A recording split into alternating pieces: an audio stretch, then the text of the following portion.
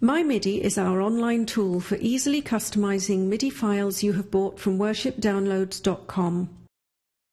In this short video, we will discuss what you need to do if our arrangement of a MIDI file does not quite suit your purpose. There are a number of issues to consider when altering the number of verses in a song. Is there a key change anywhere? If there is, and you want to add another verse, you must be careful to add a verse that is in the right key. Which verses in the song are the same and which are different? Sometimes the music swells through the verses. Sometimes there's a quieter verse, perhaps because of the words for that verse. If the verses vary, you have to decide where you're going to add your verse or verses: early, in the middle, or late in the song. We recommend you first take a couple of minutes to listen to the song, perhaps even with the words in front of you, and take notes, and that will help you decide which version of the verse you want to add and where. Most commonly, you would add a verse next to where it already existed, as I will now show you. To demonstrate, I will edit a simple hymn, "Crown Him with Many Crowns."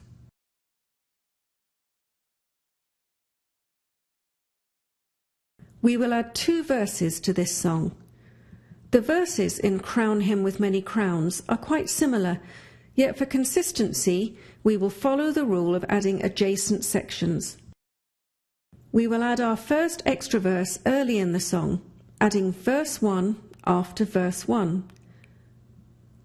We will add our second extra verse in the middle of the song, adding verse 2 after verse 2. That strategy will work for songs where the verses are identical or where the music swells consistently through the song. Never add a section just before a key change, as you stand a very good chance of destroying the transition to the new key. Let me demonstrate. I will break that rule and add verse 3 after verse 3. Now listen to the result.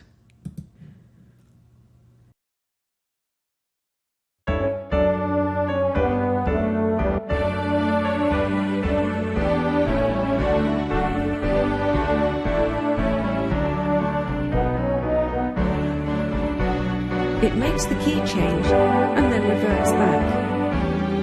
Don't add just before a key change. Removing verses requires similar consideration to adding verses. If the music swells through the song, you need to decide which verse or verses can be removed so that you will not create strange transitions.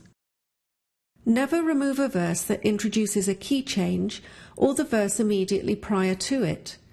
If you do, you stand a strong chance of destroying the transition to the new key.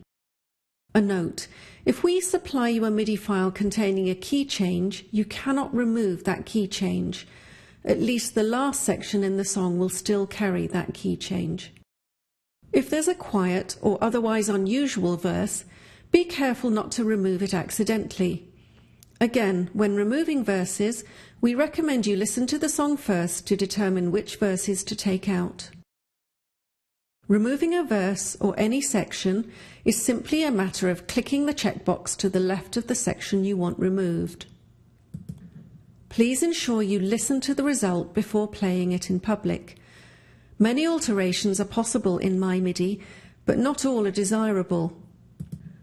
As always, your changes can be previewed, but for an accurate check, create Midi